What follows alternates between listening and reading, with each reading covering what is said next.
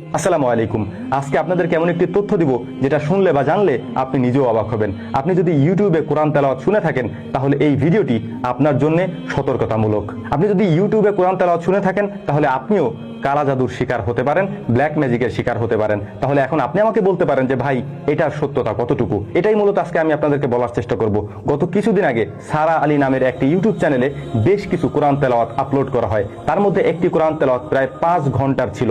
ওই কোরআন তেলাওয়াতটি নিচে লেখা ছিল যে এই কোরআন তেলাওয়াত শুনলে আপনার নিশ্চিত ঘুম আসবে, এবং আমরা অনেকেই এই কাজটি করে থাকি। কোরআন তেলাওয়াত চালিয়ে দিয়ে ঘুমিয়ে যাই, বা আমাদের যখন ঘুম না আসে তখন আমরা এই কাজটি করি বা বাসায় চালিয়ে রাখি।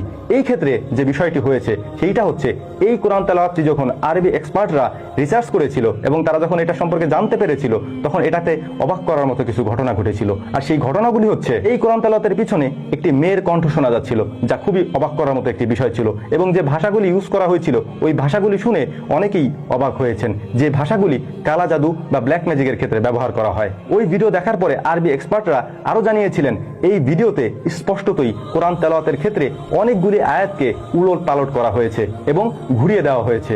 আর এক্ষেত্রে স্পষ্টতই এই ভিডিও যারা দেখবে তারা কালা জাদু বা ব্ল্যাক ম্যাজিকের শিকার হবেন। এখন অনেকেই প্রশ্ন করতে পারেন যে এরকমটা তো হতেই থাকবে, কারণ তারা তো থামবে না, এবং অনেক মুসলমানেরা আছেন যারা এটা শুনতে থাকবে, তারা এটা বুঝবে না। তাহলে তাদের করণীয় কি? আপনাদের উদ্দেশ্যে আমার একটা পরামর্শ থাকবে, আর সেইটা হচ্ছে, আপনি যদি পবিত্র কোরআন ইউটিউবে শুনে থাকেন তাহলে অবশ্যই এমন কোনো নির্দিষ্ট চ্যানেল থেকে শুনবেন যেখানে আপনি এটা নিশ্চিত হতে পারবেন যে তারা এরকমটা করবে না, বা মুসলমানদের কোনো চ্যানেল থেকে শুনতে পারেন, কারণ অনেক ফেক চ্যানেলই এখন তৈরি হবে এরকম কালা জাদু করার জন্য, ব্ল্যাক ম্যাজিক করার জন্য। আর এইটা এখন খুবই স্বাভাবিক একটা ব্যাপার হয়ে দাঁড়িয়েছে। আর এ কারণেই আপনি অসুস্থ হতে পারেন। আপনার উপর কি কি আসার পড়তে পারে এই সম্পর্কে আপনি নিজেও হয়তো কোনো ধারণা রাখছেন না। আপনি অসুস্থ হতে পারেন কোনো কারণ জানা ছাড়া। আপনি সুস্থতা অর্জন করতে পারছেন না, ডাক্তার দেখাচ্ছেন কিন্তু সুস্থ হচ্ছেন না, এইটার কারণেও হতে পারে। অতএব যারা ইউটিউবে কোরআন তেলাওয়াত শুনেন অবশ্যই যাচাই বাছাই করে এমন কোনো চ্যানেল থেকে শুনবেন যেখান থেকে আপনি স্পষ্ট হতে পারবেন যে এখানে তারা ভুল বলছে না। আর সব থেকে বড় পরামর্শ আপনাদের জন্য হচ্ছে, আপনি নিজে কোরআন পড়তে শিখুন,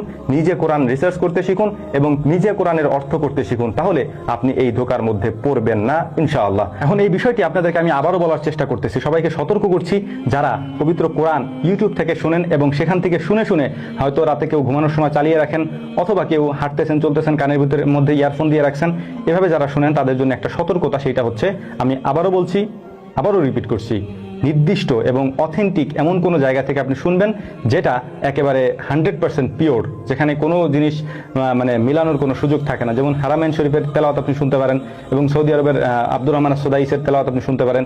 এবং অবশ্যই খেয়াল রাখবেন ব্যাকগ্রাউন্ডে যেন একেবারে ফ্রেশ থাকে, কোনো কিছু না থাকে। এই বিষয়গুলি খুব সতর্কতার সাথে শোনার চেষ্টা করবেন, কারণ আপনি যদি এর দ্বারা ব্ল্যাক ম্যাজিকে আক্রান্ত হন তাহলে এটা থেকে বেরিয়ে আসতে আপনার যুগ যুগ লেগে যেতে পারে, আপনি নাও বেরিয়ে আসতে পারেন। এটা এমন একটা কঠিন জিনিস।